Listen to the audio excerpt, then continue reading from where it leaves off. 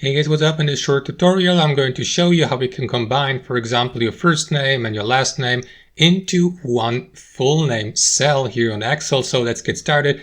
In the first step, select the cell you would like to place the full name, for example in this case here D5, and what you want to do after that, guys, is click on that insert formula button here above your document and type in the command concat, C-O-N-C-A-T, press enter or confirm by clicking OK here, and after that enter here into that text box, text 1, the cell code for your first name, which in this case here would be B5.